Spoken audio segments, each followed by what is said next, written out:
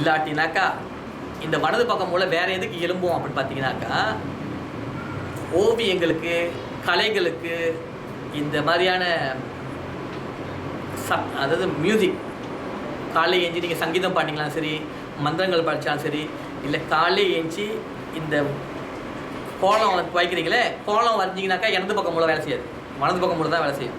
அப்போ காலையே ஏஞ்சி நம்ம செய்யக்கூடிய காரியம் இந்த வலது பக்கம் மூளையை பயன்படுத்தக்கூடிய கோலமாக இருந்துச்சுனாக்கா அன்னைக்கு நம்ம நாளை முறையாக ஆரம்பிச்சிருக்குன்னு அர்த்தம்.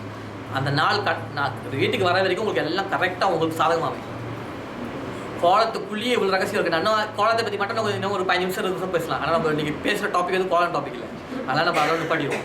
ஸோ கோலம் போட்டு சும்மா வந்து அது ஒரு எல்லாம் பொறுமையாக வச்சுக்குவாங்க. நான் காலை வந்து எறும்புக்கு சாப்பாடு போடுறோம் தெரியுமா அப்படின்ட்டு, எறும்புக்கு சாப்பாடு போடல, எறும்புகிட்ட கடன் கட்டிக்கிட்டு இருக்கோம். நமக்காக வேலை செய்யுது, காலையிலேருந்து ராத்திரி வரைக்கும் மண்ணுக்குள்ளே ஓட்ட போட்டு வேலை செய்யுது. ஓகே, நீங்கள் வருஷம் பூரா நீங்கள் கோலம் போடாட்டாலும் இந்த 15 நாளைக்கு மட்டும் கோலம் போடுங்க. நிறைய வித்தியாசம் பார்ப்பீங்க. நிறைய பேர் செஞ்சு சொல்லியிருக்காங்க, ஒரு வாரத்துலேயே பார்த்து அவ்வளோ எனர்ஜி வந்து அப்படியே அவ்வளோ சக்தியாக இருக்குது எனக்கு அப்படின்னு சொல்லுவாங்க. ஏன்னா நீங்கள் சக்தி வந்து 4 பேருக்கு கொடுக்க அந்த சக்தி திருப்பி உங்களுக்கு வரும். ஒரு 100 எறும்பு உங்கள் நீங்கள் போட்ட கோலத்தை சாப்பிட்டு போச்சுட்டா. ஆனால் நான் சொன்ன மாதிரி உங்களோட இந்த நுனியில் தூணும். அவங்க சொல்லியிருப்பாங்க கோவத்தில் சும்மா அப்படி 3 இடத்துல பிரித்து விடுங்க, சும்மா தூவி விடுங்கன்னு சொல்லுவாங்களே, கணக்கு அப்படி தான் சொல்லியிருக்காங்களே. அதுக்கு ஒரு காரணம் இருக்குது. ஏன்னா இந்த விரல் வழியாக தான் சக்திகள் உடம்பு விட்டு வெளியே வரும். எல்லாத்துலேயும் வெளியே வரும், இங்கே தான் அதிகமாக வெளியே வரும். ஓகே, இது வந்து அந்த 15 நாளைக்கு. அப்புறம் தர்ப்பணம் பண்ணும் போது, தர்ப்பணம் பண்ணுற அன்னைக்கு, தர்ப்பணம் பண்ணுற வரைக்கும் எப்போவுமே சாப்பிடக்கூடாது. தர்ப்பணம் பண்ண வரைக்கும் சாப்பிடணும். நல்லா சாப்பிட்டு பசியாரிட்டு நாசிலமாக சாப்பிட்டு வந்து வெஜிடேரியன் நாசிலமாக சாப்பிட்டு தர்ப்பணம் பண்ணாதீங்க. தர்ப்பணம் பண்ணால் சாப்பிடணும். தர்ப்பணம் பண்ணுற வரைக்கும் சாப்பிடக்கூடாது. தர்ப்பணம் பண்ணுற நேரத்தில் முடிஞ்ச அளவுக்கு சேலையோ வேஷ்டியோ கட்டிட்டு, ஆண்கள்னாக்கா வீட்டில் பிரச்சனை ஒரு வேஷ்டியை கட்டிட்டு வந்து சட்டையை அவுத்துட்டு தர்ப்பணம் பண்ணால் ரொம்ப நல்லது. பெண்கள்னால் சேலை கட்டினா நல்லது. கட்டினாலும் பிரச்சனை இல்லை, முடிஞ்ச அளவுக்கு கட்டினா நல்லது, இன்னும் நல்லா இருக்கும்னு சொல்கிறேன். தர்ப்பணம் பண்ண வரும்போது கோயிலுக்கு தயவு செஞ்சு சேலையை கட்டிட்டு வாங்க. ஆனால் இப்போ நிறையா நினைக்கிறேன், நம்ம வரவங்க எல்லாம் சேலை கட்டி வந்துடுறாங்க, வேஷ்டி கட்டி வந்துடுறாங்க. ஜீன்ஸ் போட்டு வந்தாலும் நாங்கள் விடுறதில்ல, ஒரு வேஷ்டி தூக்கி கொடுத்துருந்தவங்கள்ட்ட. ஸோ அதை வந்து அந்த ஏன்னா என்ன சொல்கிறேன்னாக்கா, நீங்கள் ஜீன்ஸ் போட்டு தர்ப்பணம் பண்ணலாம். ஆனால் அவங்க கொடுக்குற ஆசீர்வாதத்தில் ஒரு 70 விழுக்காடு வேஸ்டேஜாக போயிடும். உங்கள் உடம்புக்குள்ளே இறங்க முடியாது. அதாவது உங்கள் உடம்புல வந்து உச்சந்தாள்லேருந்து உள்ளங்கால் வரைக்கும் சக்தி இறங்கணும். இந்த மாதிரி வெட்டின சட்டைகளை, வெட்டின ஜீன்ஸ் எல்லாம் போட்டுருந்தீங்கன்னாக்கா அது பால் அங்கே மாட்டிக்கும், அது போய் சேராது, ஃப்ளோ பண்ணாது, சர்க்கிட் ஓடாது, சர்க்கிட்டில் பிரேக்கேஜ் இருக்கும். ஸோ நீங்கள் என்ன செய்யுங்க, அந்த வேஷ்டி கட்டிங்க, சேலை கட்டிங்க.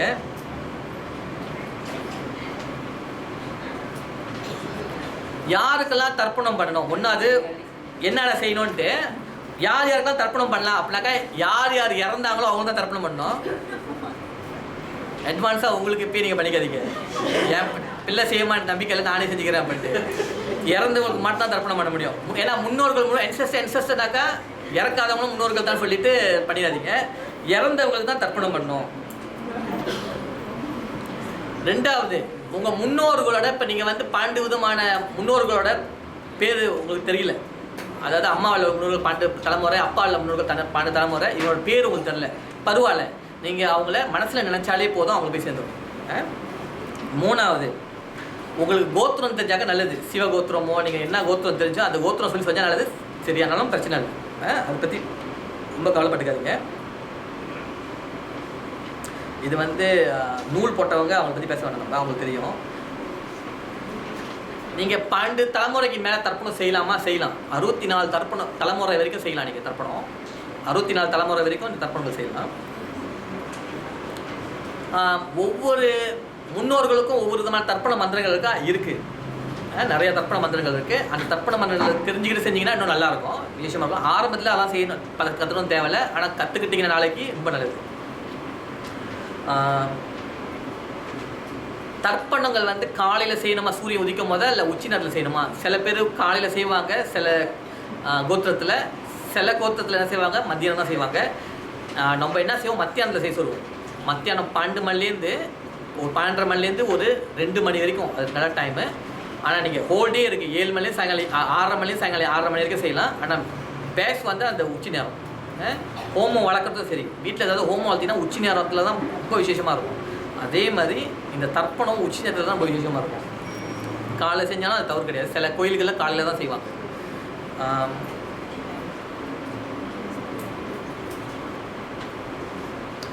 தர்ப்பணம் சேர்த்து வந்து வீட்டில் செஞ்சால் பரவாயில்லையா, நான் ஆஃபீஸில் செய்கிறேன் பரவாயில்லையா, நீங்கள் எங்கே வேணுமாலும் செய்யலாம். நீங்கள் நினச்ச இடத்துக்கு அவங்க முன்னோர்கள் வருவாங்க.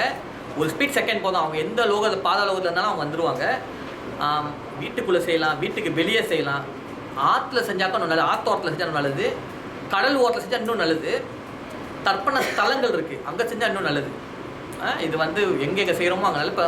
இப்போ நீங்கள் கோயிலுக்கு வராங்கன்னா ஆத்தோரத்தில் உட்காந்து ஒரு ஐயரை கூட்டாங்க வச்சு செஞ்சாக்கணும் இன்னும் நல்லது விசேஷம். கோயில் அந்த மாதிரி இது வந்து இந்த ராமலிங்கேஸ்வரர் டெம்பிள் வந்து பார்த்திங்கன்னா ரொம்ப விசேஷமான டெம்பிள். ராமேஸ்வரத்தோட டெம்பிளோட இது வந்து ஒரு மினியேச்சர்னு சொல்லலாம். அவ்வளோ சக்தி இருக்குது இந்த கோயிலில். இந்த கோயிலை தர்ப்பணம் செஞ்சவங்க பார்ப்பீங்க நீங்கள் உங்கள் வாழ்க்கையில் நிறைய வித்தியாசங்கள் தெரியும். ராமேஸ்வரத்தில் செய்ய முடியாதவங்க இங்கே செஞ்சால் போதும், அந்த அளவுக்கு இந்த சக்தி இருக்குது இந்த கோயிலில். இல்லைன்னா அவ்வளோ விசேஷமாக இருக்குது அந்த கோயில்.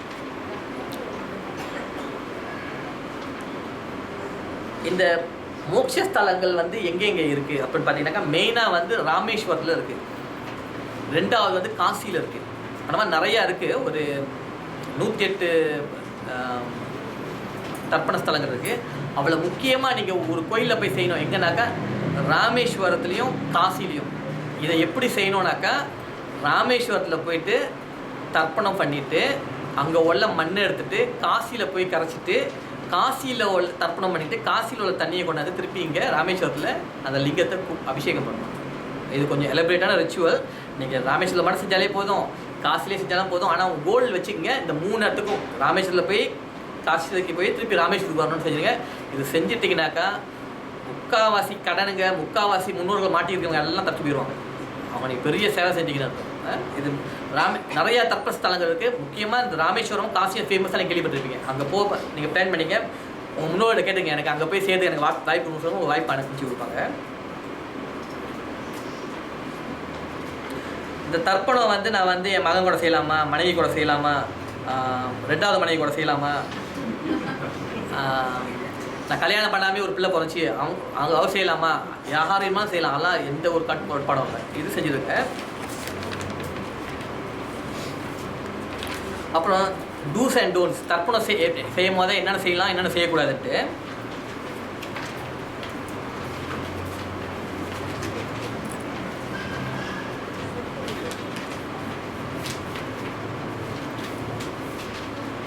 தர்ப்பணம் பண்ணுறதுக்கு முன்னாடி குளிச்சுட்டு தான் தர்ப்பணம் பண்ணணும்.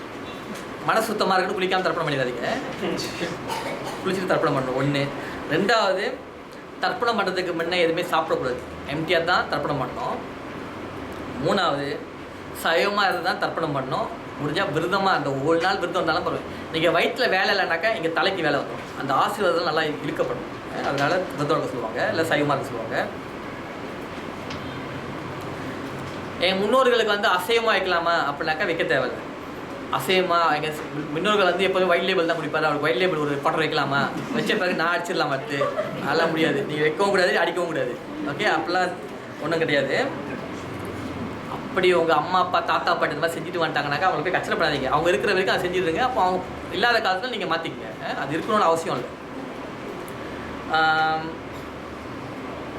சில சமயத்தில் வந்து கருப்பையில் போய் அசைவத்துலாம் போய் கலந்து வச்சுடுறாங்க. அதெல்லாம் கருப்பு எள்ளு தண்ணியில் இல்லைன்னா சோறில் வைக்கலாம். சோறு வைக்க முடியாதுன்னா நீங்கள் பரவாயில்ல, அரிசி மாவு இருக்குல்ல, அரிசி மாவை தண்ணியில் கரைச்சி பிண்டமாக்கிக்கலாம்.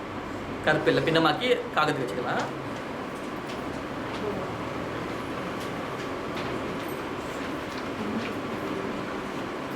முடிஞ்ச அளவுக்கு தர்ப்பணம் பண்ண பிறகு நீங்கள் குளிக்காதீங்க. தர்ப்பணம் அந்த ஆசீர்வாதம் பட்டிங்க அந்த ஃபுல் டே வந்து குளிக்காதீங்க. முடிஞ்ச அளவுக்கு வந்து அந்த வாட்டில் வந்து எண்ணெய் தேய்ச்சி குளிக்கிறதுன்னு பண்ணிடுங்க. ஏன்னா அந்த சக்தியெல்லாம் உங்கள் உடம்புல வைப்ரேட் பண்ணி உங்களுக்கு அந்த வைப்ரேஷன் உங்களுக்குள்ளேயே இருக்கும். உங்கள் டிஎன்ஏ எல்லாம் வந்து அதை சுத்தம் பண்ணிக்கிட்டு இருக்கும். டிஎன்ஏ சுத்தம் பண்ணி அதை திருப்பி புதுமிச்சு வைக்கும். அது தர்ப்பணம் என்றைக்குமே நீங்கள் பிறந்த நட்சத்திரம் அன்னைக்கு செய்யக்கூடாது. நீங்கள் வச்சுக்கமே இப்போ கேட்ட நட்சத்திரத்தில் பிறந்தீங்கன்னாக்கா அந்த அன்னைக்கு தர்ப்பணம் போய் செய்யக்கூடாது.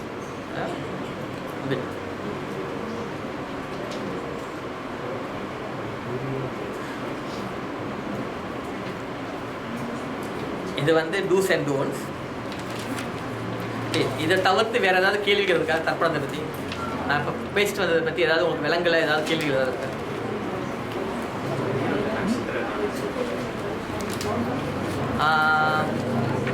இது ஏன்னு தெரில. என்னைக்கெல்லாம் வந்து நீங்கள் வந்து தர்ப்பணம் செய்யறது நான் சொல்லிடுறேன். தர்ப்பணம் செய்யறது வந்து எப்பெல்லாம் வந்து இந்த உத்தராயணம் தட்சிணாயணம் மாறுதில்ல, அந்த காலகட்டத்தில் சேர்த்து ரொம்ப நல்லது. அப்படின்னாக்கா எப்போ வந்து ஆடி மாதம் பிறக்குது வச்சுங்களேன், அப்போ வந்து என்ன செய்யறாக்கா சூரியனை வந்து தெற்க நோக்கி போகிறாரு, அப்போ வந்து தர்ப்பணம் செய்யணும். வடக்க நோக்கி போகும்போதே தர்ப்பணம் செய்யணும். இது உகந்தது. ரெண்டாவது புது மாதம் பிறக்குதுல, இப்போ ஆவணி பிறக்குது, ஆடி பிறக்குது, ஒவ்வொரு மாதம் பிறக்கும். அந்த பிறக்கிற நாள் ஆரம்பிக்கிற நாள் செய்யணும். தர்ப்பணம் செஞ்சால் நல்லது. அமாவாசையில் செஞ்சால் நல்லது.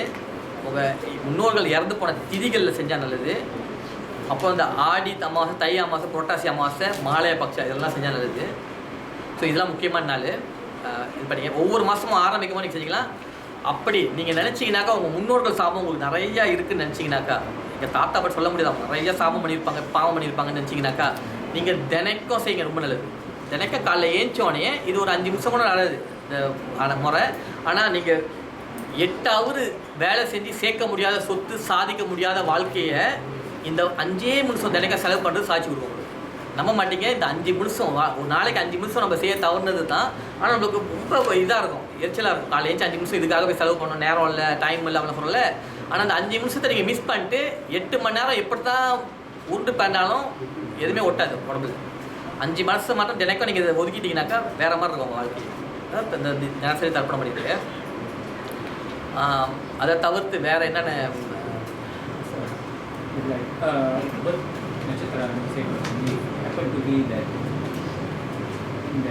நீங்கள் செய்யக்கூடாது, நீங்கள் அதை ஆஃபர் பண்ணக்கூடாது. அவர் என்ன கேட்குறாருனாக்கா, இப்போ உங்களோட முன்னோர்களுக்கு அவங்களோட திதி வந்து அன்றைக்கி விழுவுது, அந்த திதி விழுந்த அன்னைக்கு உங்களோட பிறந்த நட்சத்திரம்னாக்கா நீங்கள் அதை செய்யக்கூடாது. நீங்கள் உங்கள் தம்பியோ உங்கள் அண்ணனையோ வச்சு வேறு செய்யுங்க. அன்றைக்கி ஒரு உங்களுக்கு எக்ஸப்ஷன் அன்றைக்கி பண்ணுறது. உங்கள் ஜென்ம நட்சத்திரம் அன்னைக்கு வந்து நட்சத்திரம் அன்னைக்கு வந்து நீங்கள் செய்யக்கூடாது.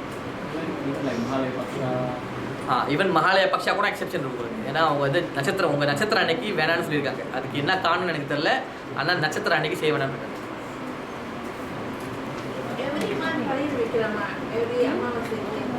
அவங்க என்ன கேட்குறாங்கன்னா, ஒவ்வொரு மாதம் அமாவாசைக்கும் படையல் வைக்கலாமான்னு சொல்கிறாங்க. நான் ஒவ்வொரு மாதமும் படையல் வைக்க வேணாம். அந்த இறந்து போய் 30 நாள் வரைக்கும் நீங்கள் படையல் வைக்கக்கூடிய நாள். அப்போ வருஷத்துக்கு ஒருக்கா படையல் வைக்கிறீங்க, அதுதான். மற்ற நாள்லாம் படையல் அவங்க சாப்பிட மாட்டாங்க. படையல் யார் சாப்பிடுவாங்கன்னா உடம்பு விட்டு வெளியே ஆகினாங்க, அந்த சூடு இருக்குல்ல, அவங்களுக்கு தான் அந்த படையல் சாப்பிட தெரியும். அந்த ஃபூடு முடிஞ்சு போச்சுல, அவங்க ஆத்மாவை மாட்டாங்களே, ஆத்மாவை மாட்டாங்கன்னா அவங்க சாப்பிட சோறுலாம் சாப்பிட மாட்டாங்க. அவங்க சாப்பிட்டு அவங்களுக்கு ஒன்றே தான் சக்தி, இந்த எள்ளு மட்டும் தான் சக்தி அவங்களுக்கு. ஸோ அப்போ நீங்கள் சாப்பாடை சமைச்சு வச்சிங்கனாக்கா அங்கே இருக்கிறவங்க தான் வந்து சாப்பிடுவாங்க. அதாவது இந்த பூமியில் மாட்டிக்கிட்டு இருக்கிறவங்க தான், பித்ருலோகத்துக்கு போகாமல் இந்த பூமியிலே மாட்டிருக்கிறவங்க மட்டும் தான் சாப்பிடுவாங்க. ஸோ அப்போ நீங்கள் மாதம் மாதம் பழைய செஞ்சிங்கனாக்கா இங்கே இருக்கிறவங்கலாம் கூப்பிட்டு சாப்பாடு வைக்கிற மாதிரி. சீனவங்க அதை செய்கிறாங்க. சைனீஸ் வந்து பார்த்திங்கன்னா மாதம் மாதம் வந்து ஒரு சாப்பாடு செஞ்சு அந்த வீட்டு முழுக்க வைப்பாங்க. அவங்க என்ன செய்கிறாங்கன்னா பேய்களுக்கு வைக்கிறாங்க. அங்கே உள்ள பேய்களுக்கு வைக்கிறாங்க. அங்கே நடமாடுற பேய்களுக்கு, அனாதை பேய்களுக்கு, அவங்கள யாரும் பார்த்துக்காத பேய்கள் அங்கே சுற்றி இருக்கவங்க. அப்போ அவங்கள வந்து இவங்க போய் அதுக்கு உதவி பண்ணுறாங்க. அப்புறம் தர்ப்பணம் யார் யாருக்கெல்லாம் செய்யலாம் அப்படின்னு பார்த்தீங்கன்னாக்கா, உங்களோட வீட்டில் வளர்த்த பிராணிகள் இருக்குல்ல, அதுகளுக்கு செய்யலாம். இப்போ நீங்கள் நாய் வளர்த்துட்டு செத்துருப்பீங்க, நீங்கள் தர்ப்பணம் பண்ணும்போது அதை நினச்சி உங்கள் முன்னோர்களோடு சேர்த்து அதிகம் நினச்சிடாதீங்க. எங்கள் அம்மா இல்லை முன்னோர்கள் இருக்குது, பால் தலைமுறை, நான் வளர்த்த நாய் தலைமுறை, பாண்டு தலைமுறை அப்படின்னு சொல்லிடாதீங்க. இந்த தர்ப்பணம் தனியாக செஞ்சு அதை ஆஃபரிங் பண்ணிவிட்டு அப்புறம் தனியாக அதுக்கு இன்னொரு ஆஃபரிங் செய்யணும். அப்புறம் நாய்க்கு செஞ்சுட்டு, நாய்க்கு தான் எனக்கு பாசம், அம்மா அப்பா பாசம் கொண்டு போயிட்டு நாய்க்கு செஞ்சுட்டு செய்யக்கூடாது. உங்கள் முன்னோர்கள்லாம் செஞ்சுட்டு அப்புறம் தான் அந்த நாயோ பூனையோ இல்லை நீங்கள் ரேபிட் வளர்த்துருக்கலாம் இல்லை எல்லாத்தையும் வளர்த்துருக்கலாம், அதெல்லாம் செய்யணும். என்னெல்லாம் சேர்த்து அடிச்சு விட்ருவாங்க, ஒரே ரவுண்டாக போயிடுவோம். எல்லாத்துக்கும் வச்சுட்டு அம்மா அப்பா முன்னோர்கள் தாத்தா பாட்டி எல்லாம் சொல்லிவிட்டு அப்போ நாய் பூனை குருவிலாம் சொல்லிட்டு அப்படியே வச்சு அடிச்சு விட்ருவாங்க. வேலை செய்யாது. ஸோ நீங்கள் இவங்க தனியாக ஒரு ஆஃபரிங் செஞ்சுட்டு இது வந்து இன்னொரு தர்ப்பணம். ஸோ இந்தியாவில் பார்த்தீங்கன்னாக்கா தமிழ்நாட்டில் இதுக்குன்னு இந்த பிராணிகளுக்குன்னு தர்ப்பணம் பண்ணுறதுக்குன்னே ஸ்தலங்கள் இருக்குது. அந்த ஸ்தலங்கள் போய் பண்ணலாம். இப்போ சீனவங்க கூட பார்த்தீங்கன்னாக்கா இந்த நீலாய் மெமோரியல் பார்க்கலாம். பார்த்தீங்கன்னா இந்த நாய்க்குன்னு ஒரு சமாதி இதெல்லாம் இருக்குல்ல, அவங்களுக்குன்னு இந்த வச்சுருப்பாங்க. ஸோ இப்போ உங்கள் வீட்டில் நாய் செத்து போச்சுன்னா தூக்கி அலுவலில் போட்டுறாதீங்க. பூனை செத்து போனால் அலுவலில் தூக்கி போட்டுறாதீங்க. அதை வந்து கணக்காக நோண்டி அதை புதைச்சி அதுக்கு வேணுமா கொஞ்சம் பால் ஊற்றி பூ போட்டு ஒரு ஊதுபத்தி கொளுத்தி அதை வந்து முறையாக செஞ்சிங்கனாக்கா அந்த ஆத்மா வந்து உங்களை ஆசீர்வாதம். ஏன்னா ஏதாவது ஒரு பிராணி வந்து உங்கள் வீட்டுக்கு வரதுனாக்கா அது சும்மா வராது, உங்கள் முன்னோர்கள் தான் வந்து கொண்டிருக்காங்க. நான் சொன்னல, இந்த மனசனை வந்து திருப்பி பிறக்கிறதுக்கு வாய்ப்பு இல்லாதவங்க அவங்க வந்து சிறந்த மிருகமாக வந்து பிறப்பாங்க. அந்த மிருகமாக வந்து எங்கேயோ போய் பிறக்க மாட்டாங்க, அவங்களோட சொந்தக்காரவங்க இடத்துல தான் வந்து பிறப்பாங்க. ஒரு மரம் கூட வந்து பார்த்தீங்கன்னா உங்கள் முன்னோர்களாக இருக்கலாம். உங்கள் வீட்டில் ஒரு மரம் வளர்ந்துனா கூட அதை சொன்னால் ஒரு மரத்தை சும்மா வெட்ட முடியாது. ஒரு காரியம் இல்லாமல் காரணம் இல்லாமல் அனாவசியமாக ஒரு மரத்தை வெட்டி போடுறது, அந்த மரத்தை வெட்டி போட்டு சும்மா சிமெண்ட் போட்டு விடுறது, அது மாதிரி இருக்கக்கூடாது. ஒரு மரம் உருவாகினா கூட உங்கள் முன்னோர்கள் வந்திருப்பாங்க. இப்போ மாதத்துக்கு ஒருக்காக தான் வந்து பாதாளோகத்துக்கும் பூலோகத்துக்கும் ஒரு பாதை திறக்கும். நம்ம இங்கே வந்து முன்னோர்கள் வந்து போகிறாங்க.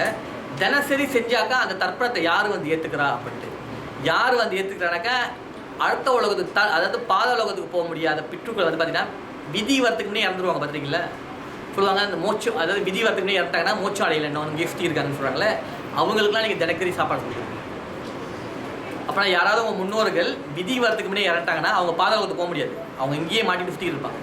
ஆக்சிடென்ட் பண்ணியோ இல்லை நோய் வந்து இடையிலே இறந்துட்டாங்களோ இல்லை தற்கொலை பண்ணி இறந்துட்டாங்களோ இல்லை கொலை பண்ணிட்டாங்களோ யாரோ இதெல்லாம் பண்ணி இது பண்ணிட்டாங்கனாக்கா அவங்க என்ன செய்வாங்க, இங்கேயே சுற்றி இருப்பாங்க. ஸோ அவங்க உங்கள் வீட்டு வாக்கில் சுற்றிட்டானே தர்ப்பணம் தான் அவங்களும் போய் சேர்த்துரும். ஸோ தினக்க தர்ப்பணம் சேர்த்து ரொம்ப நல்லது விசேஷம். வேறு ஏதாவது கேள்விகள்? தர்ப்பணம் பண்ணுறது அந்த முக்கியமாக அரிசி எள்ளு. ஆண்கள்னா கருப்பு எள்ளு, பெண்கள்னா வெள்ளை எள்ளு. தண்ணி வச்சும் பண்ணலாம், இல்லைன்னா அரிசி மாவு இல்லைன்னா அரிசி சோறாக்கி அந்த சோறை வந்து ஒரு பிண்டம் ஒரு உருண்டை பிடிச்சி அதில் எள்ளை கலந்துறது தான். ஒன்று வச்சாலே போதும், தனியாக 3லாம் வைக்க வேணும்னா ஒன்றே வச்சா கூட போதும். வேறு ஏதாவது கேள்விகள்?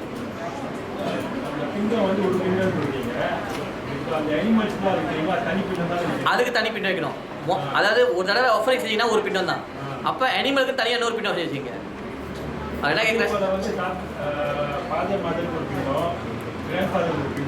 அப்பெல்லாம் தேவையில்லை. நீங்கள் ஒரே கோயிலெலாம் வச்சு செய்கிறாங்களே அது வேறு. அவங்க வந்து ஒவ்வொரு பிண்டத்துக்கும் ஒவ்வொரு மந்திரம் சொல்லி செய்கிறாங்க. நீங்கள் செய்யும் போது பொதுவாக எல்லாத்துக்கும் செய்கிறீங்க. நீங்கள் ஒரே பிண்டத்தில் செய்கிறீங்க. நீங்கள் கோயிலை சேர்த்து வந்து பார்த்தீங்கன்னா ஒவ்வொரு தலைமுறைக்கும் ஒவ்வொரு மந்திரம் இருக்குது. அதை அப்ளை பண்ணி தான் செய்வாங்க.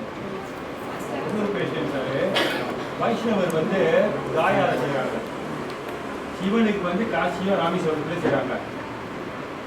ஆனால் வைஷ்ணவர் வந்து என்ன சொல்கிறாங்கன்னா, ஒரு வாட்டி பிண்டம் செஞ்சுட்டு அடுத்த வாட்டி பிண்டம் செய்யக்கூடாதுன்னு சொல்கிறாங்க.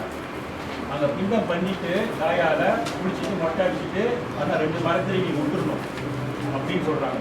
ஏன்னா போனவர் வந்து என்னோட வெரி குட் ஃபேமிலி ரிலேட்டிவ் தான்.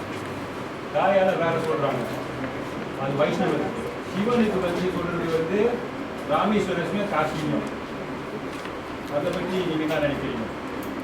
அவர் என்ன சொல்கிறேன்னாக்கா, நான் சொன்னல ராமேஸ்வரத்தில் போயிட்டு தில்ல ஹோமம் செய்வாங்க. அதாவது ஹோமம் வளர்த்து அவ்வளோ எள்ளு போட்டு செய்வாங்க. செஞ்சுட்டு அங்கே உள்ள மண்ணை எடுத்துகிட்டு போகிறீங்க. போயிட்டு காசிக்கு போகிறதுக்குன்னா காயாவுக்கு தான் போகணும். காயாவுக்கு போயிட்டு காசிக்கு போயிட்டு பிரயாக்கு போயிட்டு அப்புறம் தான் திருப்பி தண்ணி எடுத்துகிட்டு வருவீங்க ராமேஸ்வரத்துக்கு. ஓகே, இது வந்து ஒரு எலபரேட்டான ப்ராசஸ், ஆனால் ஒரு கம்ப்ளீட் ப்ராசஸ் இது நடக்கும். இந்த தர்ப்பணத்தோட கருத்து வந்து சில இடத்துல வேறுபாடுபடும். அதான் சொன்ன மாதிரி இப்போ வைணவர்கள் சில மாதிரி செய்கிறாங்க, சைவர்கள் சில மாதிரி செய்கிறாங்க, கேரளாவில் வேறு மாதிரி செய்வாங்க, மேலே போனீங்கன்னாக்கா ஹரித்வாரில் வேறு மாதிரி செய்வாங்க. இங்கே செய்கிற இந்த தர்ப்பண ரிச்சுவல் என்ன ரிச்சுவலாக தான் சரி, இதெல்லாம் எங்கேருந்து ஆரிஜின் பண்ணிச்சுனாக்கா இந்த சித்தர்கள் வழிபாடுலேருந்து தான் உருவாச்சு. இந்த தர்ப்பணத்தை பற்றி எலபரேட்டாக சயின்டிஃபிக்கலாக இன்னும் ஒவ்வொரு தோஷங்கள் என்னென்ன தோஷத்துக்கு எப்படி நிவர்த்தி பண்ணோம், என்னென்ன மந்திரங்கள், இதெல்லாம் வந்து பார்த்திங்கன்னா கம்ப்ளீட் ஸ்கிரிப்சர் பார்த்திங்கனாக்கா இந்த சித்தர்கள் தான் உருவாக்கி வச்சுருப்பாங்க. அவங்க மாதிரி இது வரைக்கும் யாருமே பேசுனதில்லை தர்ப்பணத்தை பற்றி. ஸோ நீங்கள் என்ன செய்யலான்னாக்கா, இவங்க என்ன சொல்லியிருக்காங்கனாக்கா, நீங்கள் எத்தனை தடவை வேணுமாலும் தர்ப்பணம் செஞ்சுக்கிட்டே இருக்கலாம். அதாவது காலகட்டத்துக்கு என்ன தர்ப்பணம் செய்வீங்கனாக்கா, அவங்க நீங்கள் இவ்வளோ நாள் செய்யாமல் விட்டீங்கல்ல, அந்த சாபம்லாம் வாங்கியிருப்பீங்களே, அந்த சாபத்தை நீக்கிறதுக்காக பண்ணுவீங்க. சாபம்லாம் தீர்ந்த பிறகு நீங்கள் விட்டுடலாம், செய்யலாம். செஞ்சாக்கா என்ன நடக்கும்? ஆசீர்வாதங்கள் வரும். என்ன ஆசீர்வாதங்கள் வரும் அப்படின்னாக்கா, இந்த முன்னோர்கள் பிற்றுக்கள் வந்து சில பேர் வந்து பாதாளோகத்தில் போய் மாட்டியிருக்காங்க. இன்னும் சில பேர் எங்கே இருக்காங்க? பூமியில் வாழ்ந்துருப்பாங்க. இன்னும் சில பேர் தேவலோகத்தில் வாழ்ந்துருக்காங்க. இப்போ இந்த தேவலோகத்தில் வாழ்கிற முன்னோர்களும் இங்கே வாழ்கிற முன்னோர்களும் பாதாளோகத்தில் முன்னோர் வாழ்கிறவங்களும் இவங்கெல்லாம் வந்து ஒரு வம்சவழி, ஒரு ஃபேமிலி ட்ரீ. இந்த ஃபேமிலி ட்ரீ நல்லா இருக்கணும்னாக்கா வேரும் நல்லா இருக்கணும், மரமும் நல்லா இருக்கணும், கிளையும் நல்லா இருக்கணும், இலையும் நல்லா இருக்கணும். அப்போ தான் காய் கேட்கும். அப்படின்னாக்கா நீங்கள் யாராவது உங்கள் முன்னோர்களுக்கு கடன் இல்லை, நீங்கள் இப்போ செஞ்சுட்டீங்க, தர்ப்பணம்லாம் நிறையா செஞ்சுட்டீங்க, ஒரு 5 இடத்துல தர்ப்பணம் பண்ணிட்டா போதும் உங்கள் கடன்லாம் தீர்ந்து போயிடும். அதுக்கும் மேற்கொண்டு நீங்கள் செய்ய போகிறீங்கனாக்கா என்ன நடக்கும்? அதுக்கு உங்களுக்கு புண்ணியமாக வந்து முடியும். கடனை கட்டினீங்க, உங்கள் மேலே ஒரு சாபத்தையும் தோஷத்தையும் நீக்கினீங்க, அடுத்து ஆசீர்வாதமாக வந்து கொட்டவங்க மேலே. அப்போ என்ன செய்வாங்க, இந்த வம்ச வழியை நீங்கள் எடுத்து காக்குறீங்கன்ட்டு உங்கள் முன்னோர்கள் தேவலோகத்தில் இருக்காங்களே ஒளி உடம்புல, அவங்களெல்லாம் உங்களுக்கு வந்து ஆசீர்வாதம் பண்ணிட்டு இருப்பாங்க. அப்படின்னாக்கா நீங்கள் எத்தனை தடவைனாலும் செய்யலாம், பிரச்சனை இல்லை. ஆனால் அவங்க காயால் செஞ்சு ஒரு தடவை செஞ்சால் போதுன்றாங்களே, இந்த சித்தர்கள் என்ன சொல்லுவாங்கனாக்கா 5 இடத்துல போய் செய்யணும்னு சொல்லுவாங்க. 5 தர்ப்பண ஸ்தலத்தில் போய் செஞ்சுட்டாக்கா அதுக்கு மேலே நீங்கள் செய்யணும்னு அவசியம் இல்லை, எல்லா கடனும் தீந்துரும்ன்றாங்க. தீந்துரும், அதுக்கு மேலே செய்யலாமா அது உங்கள் இஷ்டம், செஞ்சாக்கா நல்லது, அது புண்ணியமாக வந்து சேரும் உங்களுக்கு. இப்போ அதாவது நீங்கள் வந்து இப்போ இங்கே பூமிக்கு வந்துட்டீங்க, பூமியில் வந்து நீங்கள் வந்து பார்த்தீங்கன்னாக்கா உங்கள் கடை வச்சுட்டு போயிட்டீங்கன்னு வச்சுங்களேன், அந்த கடனை கட்டிட்டு மேற்கொண்டு இன்னும் கட்டக்கூடாது. பூமியில் வந்து பாவம் புண்ணியம் வேறு மாதிரி நடக்கும். நீங்கள் ஓவராக புண்ணியம் செய்ய முடியாது, பூமியில் தெளியாகணும், பாவம் புண்ணியம் வந்து பேலன்ஸ் ஆகணும். அப்போ தான் வந்து நீங்கள் வந்து மூவ் ஆன் பண்ணலாம்.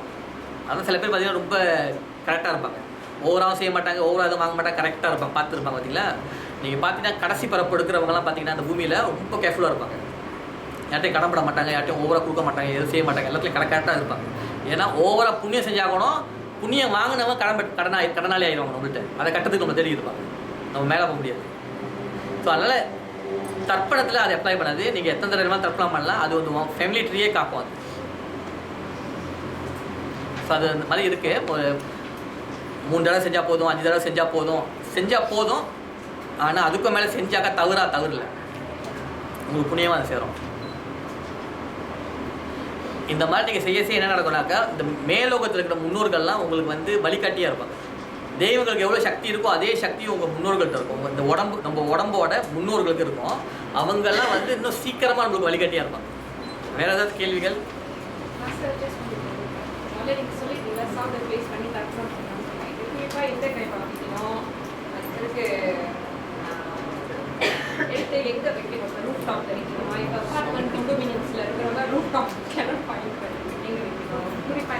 ஸோ அவங்க என்ன செய்கிறாங்க, தர்ப்பணம் செய்யும்போது எந்த கையில் செய்யணும்னா அஃப்கோர்ஸ் ரைட் ஹேண்டில் செய்யணும். நீங்கள் ரெண்டாவது என்ன செய்கிறாங்கன்னா, எடுத்த பிறகு செஞ்ச பிறகு எங்கே வைக்கணும் அப்படி ரூஃப் டாப்லையாங்க. என்ன சொல்கிறேன்னா கொஞ்சம் உயரமான இடத்துல வைங்க அப்படின்னு. சில ஒருத்தங்க என்ன செஞ்சாங்க, தர்ப்பணம் பண்ணிட்டு கீழே வச்சாங்க, பூனை சாப்பிட்டு போயிடுச்சான். காக்கா சாப்பிடல, பூனை சாப்பிட்டு எப்படி, நீங்கள் கொஞ்சம் வேலை வைக்கங்க. அப்போ என்ன செய்யுங்க, நீங்கள் கொண்டோ ஃப்ளாட்ஸ்னாக்கா நீங்கள் வந்து பார்த்தீங்கன்னா இந்த பெல்கனி இருக்கும்ல, அது மேலே வச்சிடலாம். அங்கே பூனை வராதில்ல.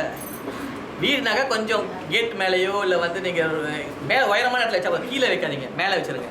மேலே வச்ச பிறகு அதை என்ன செய்யணும், அதை வச்சு கொஞ்சம் நேரத்தில் நீங்கள் போயிட்டு வீட்டு மணிக்கு தண்ணி ஓடிச்சுன்னா அதில் கரைச்சிடலாம், இல்லைன்னா ஆற்றுல போய் கொட்டிடலாம். வேறு ஏதாவது கேள்வி?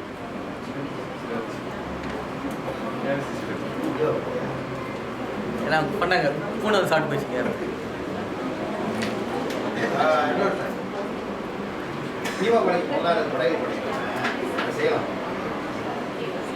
ஸோ அவர் என்ன கேட்குறாருனாக்கா, தீபாவளிக்கு படையல் சேர்த்து செய்யலாமான்ட்டு. நீங்கள் உங்கள் வம்சவழியில் தீபாவளிக்கு தினைக்கும் படையல் செஞ்சுட்டே வந்தாங்கனாக்கா நீங்கள் செய்யலாம். ஆனால் தீபாவளி அன்னைக்கு வந்து அமாவாசையில் தான் தீபாவளி வரும். அந்த தீபாவளி அன்னைக்கு நீங்கள் தர்ப்பணம் பண்ணணும். காலைல ஏஞ்சி நீங்கள் வந்து கோயிலுக்கு போகிறதுக்கு முன்னாடி தர்ப்பணம் பண்ணி தான் கோயிலுக்கு போகணும். நீங்கள் காலைல ஏஞ்சி தினை தேய்ச்சி குளிச்சுட்டு நீங்கள் தர்ப்பணம் பண்ணிவிட்டு அப்போ கோயிலுக்கு போகணும். அன்னைக்கு படையல் போட்டு அந்த வம்சவழியில் படையெல்லாம் போட்டாங்கன்னாக்கா அதை செஞ்சுருங்க. நீங்கள் முடிஞ்ச அளவுக்கு சைவமாக செஞ்சால் நல்லது. அப்பயும் அவங்க வம்சவழியில் அசைவமாக தான் செய்கிறாங்க, பீர்லாம் வைக்கிறாங்க, பரவாயில்ல விட்டுருங்க, அவங்க இருக்கிற வரைக்கும் விட்டுருங்க. ஏன்னா அவங்க வம்சவழியே செஞ்சுருப்பாங்க. அவங்க மனசை போய் உடைக்காதீங்க. திடீர்னு நீங்கள் சொன்னது அவங்க புரியாமல் இருக்கும், அதை போய் நீங்கள் அவங்க மனசை நோவாடிக்கூடாது. நீங்கள் இறந்து போன முன்னோர்கள்லாம் தர்ப்பணம் பண்ணுறீங்க, ஆனால் உயிரோடு இருக்கிற முன்னோர்களுக்கு நீங்கள் அவங்க மனசை நோவடித்தாலும் தர்ப்பணம் செல்லாது. அது ரொம்ப முக்கியம். முன்னோர்கள்னாக்கா எல்லா முன்னோர்களும் மதிக்கணும், எல்லா முன்னோர்களோட மனசை பெறணும், ஆசீர்வாதம் பெறணும். முடிஞ்ச அளவுக்கு வயசானவங்க உங்கள் தாத்தா பாட்டி சங்கதிகளை பார்த்தோன்னே அவங்க காலை தொட்டு கும்பிட்டு அவங்க ஆசீர்வாதம் வாங்க. அதே போதும் உங்களை எத்தனையோ தலைமுறைக்கு உங்களை நல்லா வச்சுருக்கோம். இந்த ஆசீர்வாதத்துக்குள்ளே அவ்வளோ சக்தி இருக்குது. வேறு ஏதாவது கேள்வி?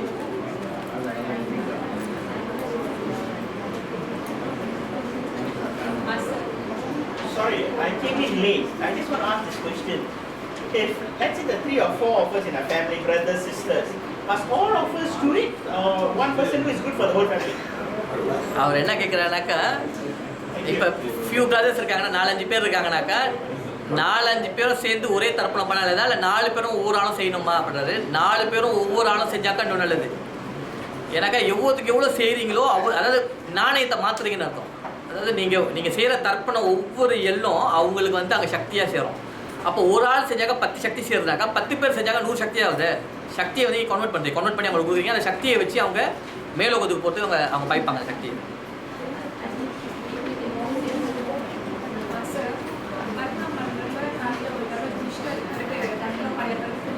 குளிக்க வேணாம், அமாவாசைக்கு மட்டும்.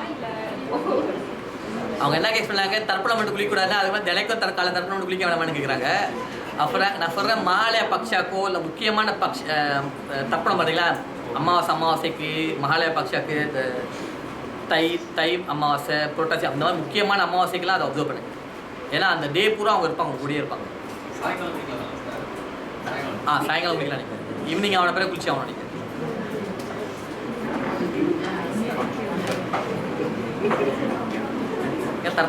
தர்ப்பத்துக்கு வேறு ஏதாவது கேள்வி இருக்கா? கேள்வி இல்லை.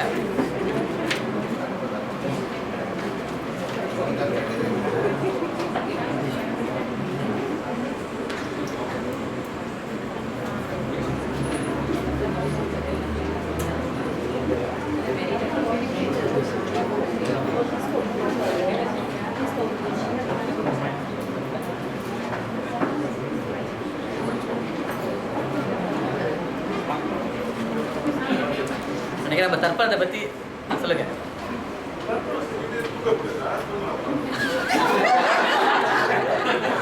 இல்லை, அவர் ஒரு நல்ல கேள்வி கேட்டார். அவர் என்ன கேட்குறாருனாக்கா, தர்ப்பணம் செஞ்ச பிறகு தூங்கலாமா தூங்கக்கூடாதான்ட்டு. ஏன்னா உங்களுக்கு ஏன் புரியலைனாக்கா, சில பேர் வந்து நைட் ஷிஃப்ட் போயிட்டு வருவாங்க, அப்போ முடிஞ்ச பிறகு தான் அவங்க வருவாங்க, வீட்டுக்கு தூங்க வருவாங்க. ஸோ அப்போ அவங்க என்ன கேட்குறாங்க, இப்போ தர்ப்பணம் பண்ணி தூங்கி தான் அவன் தூங்கலாம் பிரச்சனை. அவங்க முன்னோருக்கு தெரியும், நீங்கள் வேலை செஞ்சுட்டு இருக்கீங்க, அவங்க பேச மாட்டாங்க, எக்ஸெப்ஷன் இருக்குது. ஆனால் அதுக்குன்னு மற்ற நாளில் தர்ப்பணம் பண்ணி தூங்காதீங்க, அவங்க கூட கம்யூன் பண்ணுங்க, அவங்க கூட இருப்பாங்க. சாப்பாடு ரெடி ஆகுது, 10 நிமிஷம் ஆகும், அதுக்குள்ளே நம்ம கொஸ்டின் ஆன்சர் செஷன் செய்யலாம்.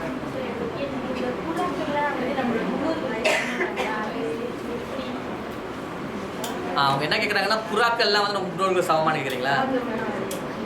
அதாவது காகம், அதாவது நான் எப்படி பாம்பு சொன்னால 100 பாம்பில் 5 பாம்பு தெய்வ பாம்பாக வரோன்ட்டு, அதே மாதிரி 100 காகத்தில் ஒரு 5 காகம் வந்து பிட்ருக்களாக வருவாங்க. அதாவது பிட்ருக்கள் வந்து என்ன செய்வாங்கனாக்கா, சில பேர் வந்து உங்கள் வீட்டில் வந்து மரமாக கூட பிறப்பாங்க, நாயாக கூட பிறப்பாங்க. அது மாதிரி பிறக்கிறவங்க நிறைய பேர் பார்த்தீங்கன்னா காகங்களாம் வந்து பிறப்பாங்க. இந்த காகங்களாம் வந்து உங்கள்கிட்ட தர்ப்பணம் ஏற்றுக்கிட்டு அவங்க வந்து திருப்பி வந்து மனசனாக பிறக்கிறதுக்கு உங்களுக்கு சாப்பிட்டு இருப்பாங்க. ஸோ அதான் காகத்துக்கு நீங்கள் வீட்டில் தர்ப்பணம் பண்ணிகிட்டே இருங்க, பாருங்கள் ஒரு 3 மாதத்தில் காகம்லாம் வர ஆரம்பிச்சிடும். கூட்டாளி வந்து ஒருத்தர் வந்து தர்ப்பணம் பண்ணிக்கிட்டே இருந்தார். அன்னைக்குன்னு பார்த்து நான் சொன்ன 12:30 மணிக்கு தான் தர்ப்பணம் பண்ணுங்க நல்ல டைம்னு. அவர் தூங்கிட்டாரான், வீட்டில் மழை அடிச்சு ஊற்றுருச்சு, நல்லா தூங்கிட்டாரான். ஏஞ்சாரா மணி 3 மணி ஆச்சா. ஐயோ 12:30 மணிலேருந்து 2 மணிக்குள்ளே பண்ணோம் அப்படின்னு ஏஞ்சி உட்காந்துங்கன்னா, காக்கா வீட்டுக்குள்ளே பூந்து முன்னு வாசலில் பூந்து பின்னால் வாசல் வெளியாக போதான். அப்போ ஃபோன் அடி கேட்டார், எப்படி காக்கா வந்து நான் மறந்துட்டேன், நீங்கள் பரவாயில்ல நீங்கள் பண்ணுங்க, அதெல்லாம் வந்து மறந்தாலும் செய்யுங்கன்ட்டு காமிச்சிட்டு போகுது அப்படின்ட்டு. ஸோ அந்த மாதிரி பார்த்தீங்கன்னா அந்த அவங்க வீட்டில் ஒரு சிட்டுக்குருவி கூட பூந்தது இல்லையா, காக்காய் உள்ள பூந்து வெளியேறிச்சான். நீங்கள் செய்ய பார்த்தீங்கன்னா அந்த தர்ப்பணம் அந்த காகங்கள்லாம் வந்து கம்யூன் பண்ணுவாங்க.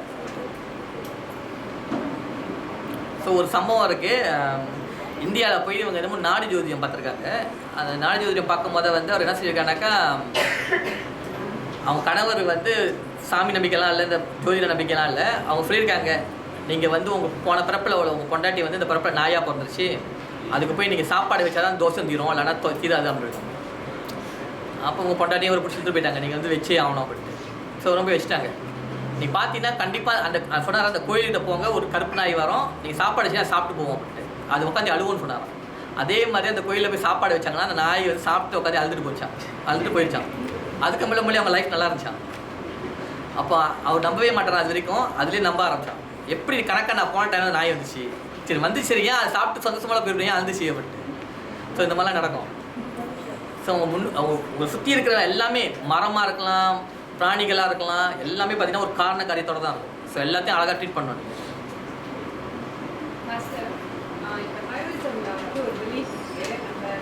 மனுஷனாக பிறக்கிறப்ப நம்ம செய்கிற பாவத்தை பொறுத்து தான் நம்ம மறைஞ்ச பிறப்போம். இப்போ கண்ணால் பாவம் செஞ்சோன்னு சொன்னாக்கா குறிப்பாக பேர்ட்ஸ் அந்த மாதிரி பிறப்பாங்க, வாயால் பாவம் செஞ்சாக்கா மீன்களை பிறப்பாங்க, மூக்கால் பாவம் செஞ்சாங்கன்னு சொன்னாக்கா இந்த பண்டிகைகள் இந்த மாதிரி மூக்கு சென்சரி பார்க்குற அனிமல்ஸாக பிறப்பாங்கன்னு சொல்லிட்டு ஒரு பதிவு இருக்குது. அப்படி நம்ம வழிபாடில் அந்த மாதிரி ஏதாச்சும் இருக்கா? நம்ம வழிபாடில் இருக்குது, ஆனால் இந்த கான்செப்டில் வேறு கான்செப்ட் இருக்குது. ஒவ்வொன்றுக்கும் இருக்குது. ஒவ்வொரு பாவமும் அது சேரும். அதுக்கு ஒவ்வொன்றும் வந்து விலைக்கு சொல்லியிருப்பாங்க. இப்போ மரத்தை வெட்டினாக்கா என்ன மாதிரி சாபம் வந்து சேரும், சாப்பாடு வியாபாரம் பண்ணுறதுக்கு சாப்பாடு விற்கும் போது பொய் சொல்லி விற்றீங்கனாக்கா என்ன மாதிரி வரும், ஒரு ஞானத்தை போதிக்கிறீங்க, அந்த ஞானத்தை வந்து பொய் சொல்லி நீங்களே சரியாக புரியல அதை, ஆனால் நீங்கள் போதிச்சுருக்கீங்க, அதுக்கு என்ன பாவம் வந்து சேரும். ஒவ்வொன்றுக்கும் ஒவ்வொரு இது வச்சுருப்பாங்க. எல்லா பேர் மேலோட்டமாக சொல்லி வச்சுருப்பாங்க. இப்போ குருவியாக பிறந்துவீங்க, பண்டியாக பிறந்துவீங்க அப்படின்னு. ஸோ இவங்க வந்து ஒவ்வொரு சின்ன சின்ன செயலுக்கும் நம்ம இதெல்லாம் பெரிய பெரிய தப்பாக நினைப்போம். ஆனால் அந்த தப்புக்கு ஒரு இது இருக்கும், நீங்கள் இதாக பார்த்து பிறப்பீங்க அப்படின்னு. ஓகே, அவங்க என்ன கேட்குறாங்கனாக்கா இறந்த பிறகு 1 வருஷத்துக்குள்ளே நம்ம தர்ப்பணம் செய்யலாமா? 1 வருஷம் வரைக்கும் நீங்கள் தர்ப்பணம் பண்ணக்கூடாது. 1 வருஷம் சென்ற பிறகு தான் நீங்கள் தர்ப்பணம் பண்ண ஆரம்பிக்கணும். வேற நிறைய கேள்விகள் இருக்குமே தர்ப்பணத்து படி.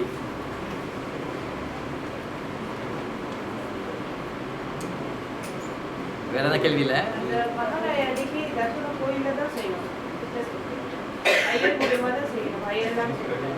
ஓகே, அவங்க என்ன கேட்குறாங்கனாக்கா அந்த மகாலய பட்சம் அன்னைக்கோ இல்லை அந்த ஆடி மாத தர்ப்பணம் அன்னைக்கோ அன்னைக்கு கோயிலில் தான் செய்யணுமா அப்படி கேட்குறாங்க. வீட்டில் செய்ய முடியாதா அப்படின்னு கேட்குறாங்க. வீட்லேயும் செய்யலாம், தவறு கிடையாது. எது செஞ்சாலும் நீங்கள் உங்கள் கைப்பட செஞ்சிங்கன்னா அது இன்னும் உயர்ந்தது. உங்கள் ஒரு மந்திரமே தெரியாமல் உங்கள் கைப்பட மனசார நீங்கள் செஞ்சிங்கன்னா அது இன்னும் உயர்ந்தது. இப்போ சாமிக்கு மந்திரம் செய்யாமல் நீங்களே உங்கள் கைப்பட அபிஷேகம் பண்ணிங்கன்னா அது இன்னும் உயர்ந்தது. ஸோ நீங்கள் வீட்டில் சொந்தமாக செய்யலாம், பிரச்சனை இல்லை. நம்ம என்ன செய்கிறோம், கோயிலில் வந்து அந்த ஒவ்வொரு தலைமுறைக்கும் மந்திரம் சொல்லி எலபரேட்டாக செய்கிறனால அன்றைக்கி மட்டும் கோயிலுக்கு போங்க, மற்ற நாளாக வீட்டில் செய்யுங்க. இப்போ நினைக்க நிறைய கோயில்கள் வந்து மாதம் கூட செய்ய ஆரம்பிச்சிட்டாங்க. கோயிலில் போய் செய்யலாம், வீட்லேயும் செய்யலாம். நான் என்ன செய்வேன், கோயிலில் வருஷத்துக்கு 3 தடவை போங்க, மற்ற நாளாக வீட்டில் செய்யுங்கன்னு சொல்லுவேன். அப்படி அந்த 3 நாள் கூட வீட்டில் சேர்த்துக்கு உங்களுக்கு இன்னும் கம்ஃபர்ட்டாக இருந்துச்சுன்னா, உங்களுக்கு இன்னும் திருப்தியாக இருந்துச்சுன்னா வீட்டில் செய்யுங்க. உண்மையிலே உங்கள் கையால் செஞ்சாக்கா அது இன்னும் விசேஷமாக இருக்கும். எது செஞ்சாலும் நீங்கள் உங்கள் கையால் செஞ்சாக்கா அது இன்னும் விசேஷமாக இருக்கும்.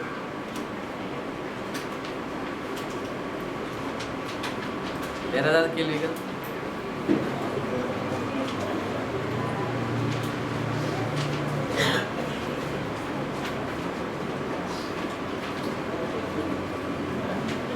தர்ப்பணத்தை பற்றி நிறைய குழப்படி இருக்கு. 2வது இன்னொன்று விஷயத்தை சொல்லிடுறேன்.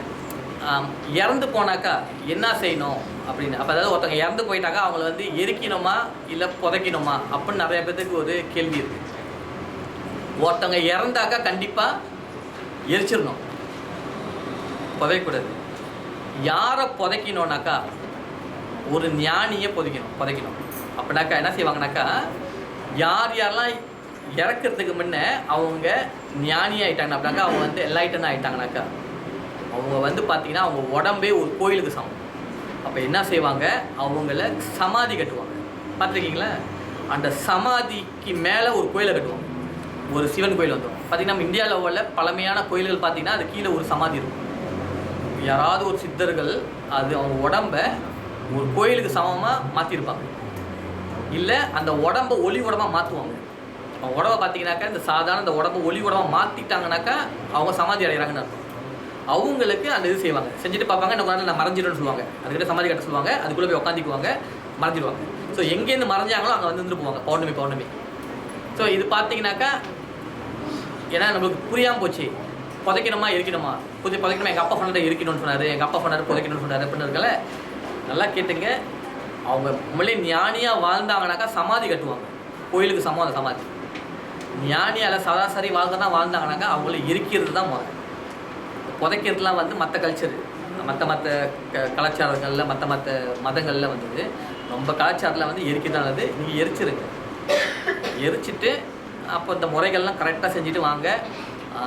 உங்கள் வம்ச வழிலாம் காலங்காலமாக அது வந்து எந்த பிரச்சனையும் இல்லாமல் கணக்காக வரும். ஏன்னா வாழ்க்கையில் நம்ம இந்த பூமிக்கு வந்து கடை 2 கடை. ஒன்று நம்மளோட சொந்த கடை, அதை கட்ட வந்திருக்கோம். 2வது இந்த பிறந்த கையோட நம்ம முன்னோரோட கடை, இதே ஏற்றுக்கிட்டோம், நம்ம வாங்கிக்கிட்டோம். சரி நான் அதை கட்டுறேன் அப்படின்ட்டு. இது 2யும் கட்டாமல் எதுவுமே செய்ய முடியாது. இது 2 கட்டுனாக்கா மற்றது எல்லாம் எஃபர்ட்லெஸ்ஸாக நடக்க ஆரம்பிக்கும். நம்ம கலாச்சாரத்தில் அறிவுக்கு பஞ்சம் நம்ம இனத்துக்கு எதுவுமே இல்லை. உலகத்துலேயே அறிவாள்னா இந்தியர்கள் தான் தெரியும். வலிமையிலையும் நம்மளை அடிச்சுக்க யாருமே இல்லை. இது 2ம் இருந்து கலாச்சாரங்கள்லையும் வழிபாட்டு முறைகள்லையும் இதுவும் தெரியாத நம்மளுக்கு தெரியாத விஷயம் எதுவுமே கிடையாது. நம்ம எல்லாம் செஞ்சுட்டு சின்னோண்டு இடத்துல மட்டும் மிஸ் பண்ணிட்டோம். என்னன்னா எனக்கு தெரிஞ்சு இந்த தர்ப்பணம் தான். அதான் தர்ப்பணத்தை வந்து திருப்பி ஈவன் இந்த ரெக்கார்டிங்கை வந்து அப்படியே அவங்கள சக்திப்படுத்தி அவங்கள தாண்டி வைக்கிறீங்க. மோட்ச விளக்கு போடுறது சிவன்கிட்ட போய் அப்ளிகேஷன், அதாவது சிவன்கிட்ட போய் உதவி கேட்குறீங்க. காலத்துக்கும் தூரத்துக்கும் அப்பாற்பட்ட உலகத்தில் இருக்கும் பரம்பொருளே, பாதலோகத்தில் மாற்றிருக்க முன்னோர்களை அங்கேருந்து விடுபட்டு உங்கள் திருப்பாதம் வந்து அடையிறதுக்கு ஆசீர்வாதம் பண்ணுங்கள், எனக்கு பலி அமைச்சு கொடுங்க. ஆனால் என்னக்கா இவங்க விடுபட்டு நேரடியாக போய் சிவபாதம் தான் அடையணும். மோட்ச சிவபாதம் அடையணுன்றாங்களே. அப்போ அந்த சிவபாதம் அடையிறதுக்கு நீங்கள் கண் கொஞ்சம் திறங்க, ஆசீர்வாதம் பண்ணுங்கள், கொஞ்சம் கண் காட்டுங்க அப்படின்னு அவங்கள போய் கேட்குறீங்க. அப்போ யார் தர்ப்பணம் பண்ணிட்டு மோட்ச விளக்கு போடணும் போடலாம். அந்த மாதிரி கேட்டு வேண்டிங்க. நீங்கள் காலத்துக்கும் தூரத்துக்கும் அப்பாற்பட்ட உலகத்தில் இருக்கும் பரம்பொருளே, பாதலோகத்தில் மாற்றிருக்க முன்னோர்கள் அங்கேருந்து விடுபட்டு உங்கள் திருப்பாதம் அடைய நீங்கள் அருள் புரிவாயாக சொல்லி வேண்டிட்டு 3 தடவை சுற்றி வந்து அந்த விளக்கு போட்டு வந்தீங்கன்னாக்கா அவர் வந்து தெரியும் நாளைக்கு வந்து விளக்கு போட்டுருக்காங்கன்னு. அவர் சீக்கிரமாக அங்கேருந்து விடுவிக்க அவரும் உதவி பண்ணுவார். சொந்த எஃபர்ட்டும் இருக்கும், ஆசீர்வாதமும் இருக்கணும். ஓகே, ஸோ நான் நினைக்கிறேன் வாழை இலை வைக்கலாம். அது தவிர்த்து வேறு ஏதாவது வைக்கலாமா? நீங்கள் வெங்கலத்துலேயோ இல்லை செம்புலையோ தட்டு வச்சுக்கலாம், அதை கழுவி பயன்படுத்திக்கலாம். வெங்கலம்னாக்கா பிராஸு, செம்புனாக்கா கொப்பர். நீங்கள் தர்ப்பப்புல் பாய்க்கலாம். தர்ப்பப்புல் பாய்ச்சிங்கனாக்கா நீங்கள் தர்ப்பப்புல்லோட நுனியோட எடுத்து வச்சு பாய்க்கணும். தர்ப்பப்புல் இருக்குல்ல, அதை நுனியோடு எடுக்கணும். அந்த நுனி உடையாத புல்லாக இருக்கணும். அந்த நுனி உடையாத புல் எடுத்து வச்சு பாய்க்கலாம்.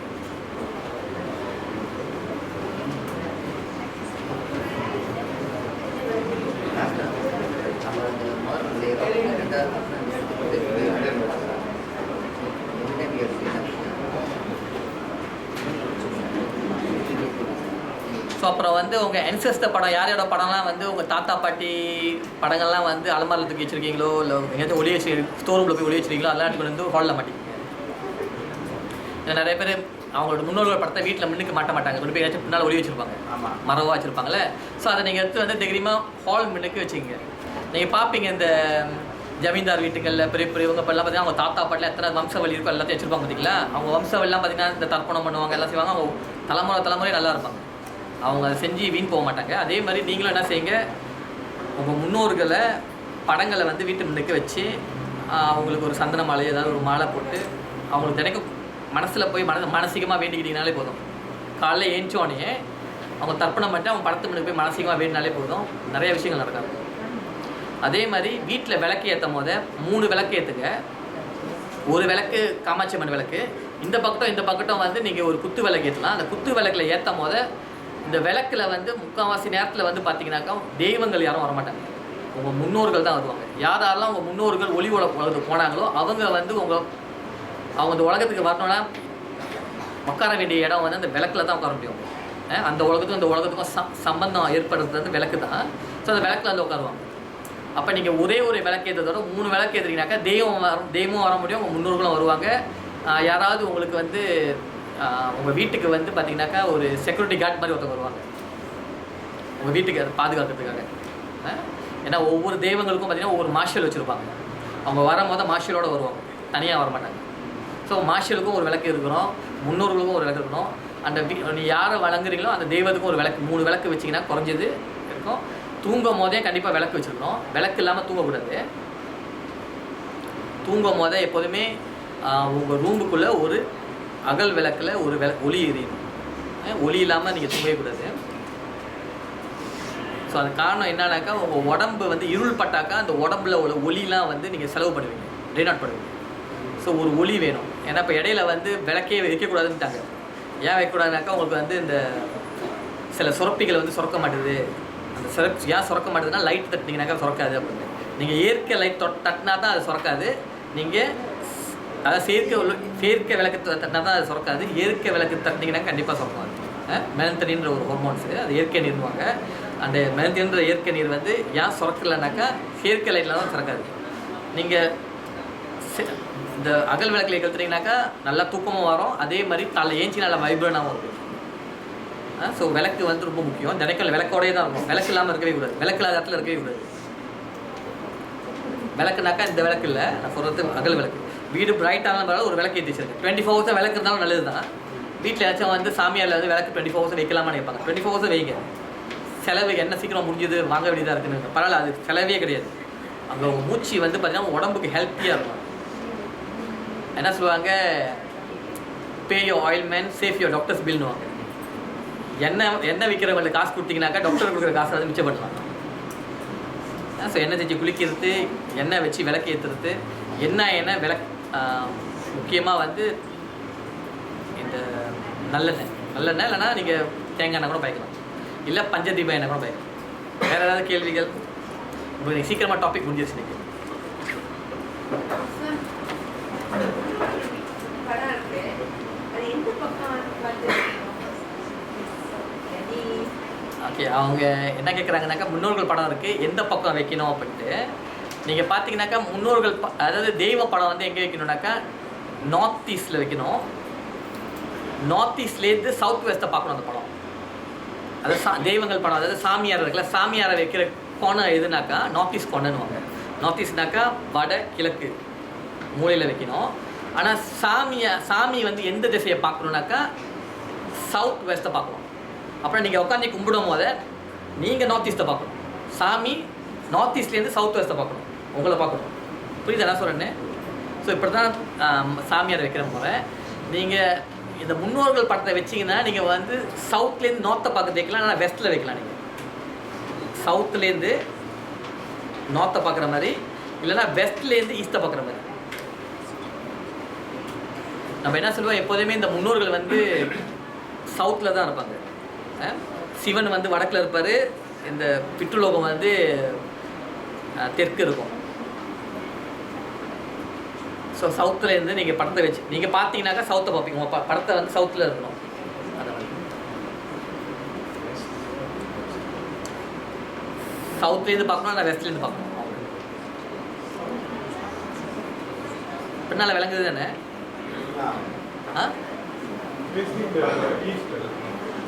From west facing east or from south facing north?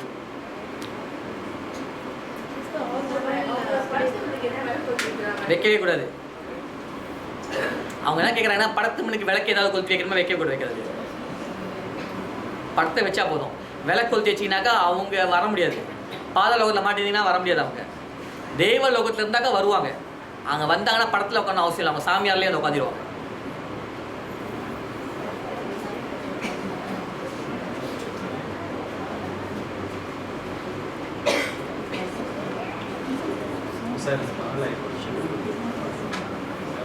அவருக்கு என்ன கேட்குற மாலையை பக்ஷாக்க வைக்கலாமா? நான் சொல்கிறேன் மாலை பக்ஷா கூட வேணாம்.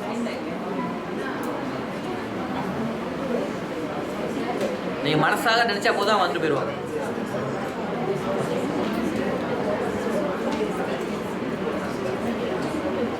ஸோ அந்த மந்திரத்தை நான் திருப்பி சொல்கிறேன், நீங்கள் மனப்பாடம் பண்ணிங்க. என் அம்மாவின் வழியில் இறந்து போன 3 தலைமுறை முன்னோர்களும்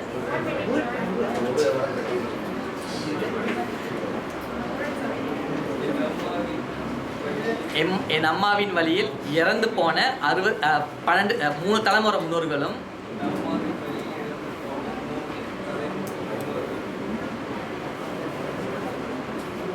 என் அப்பாவின் வழியில் இறந்து போன 3 தலைமுறை முன்னோர்களும்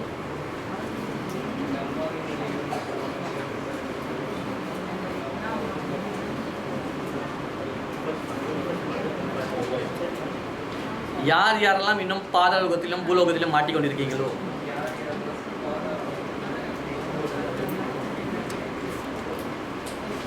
தயவு செய்து வந்து இந்த உணவை பெற்றுக்கொள்ளுங்கள்.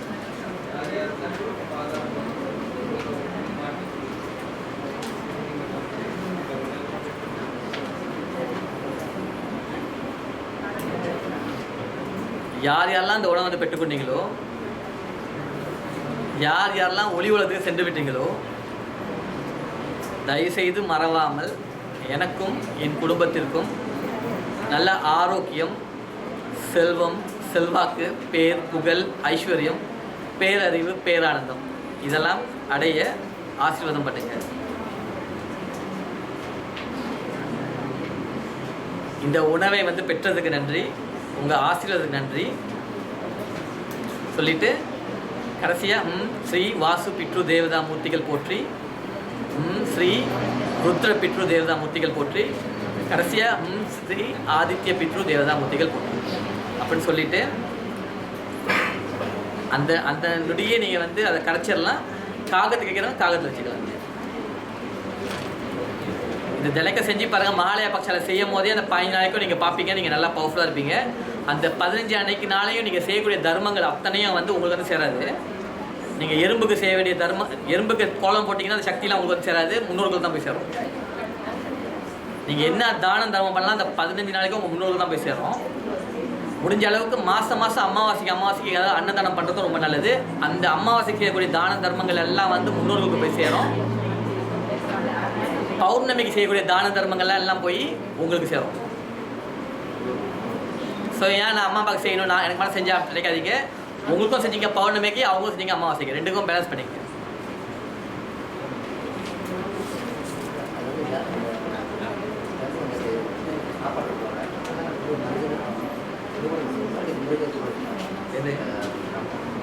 அரிசி போக்கஸ்க்கு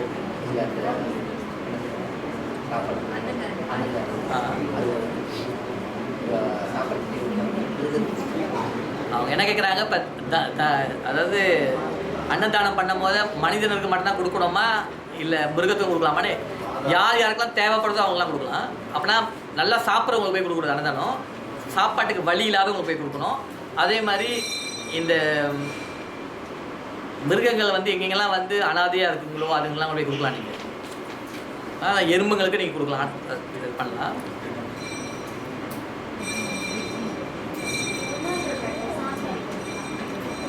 முன்னோர்களுக்கு சாமியார் அவங்க என்ன கேட்குறாங்கன்னா, முன்னோர்கள் படத்தை சாமியாரில் வைக்கலாமான்னு வைக்கவே கூடாது. சாமியார் அவங்களை வைக்க தேவை, நீங்கள் தனியாக அவங்களை வச்சுக்கோங்க.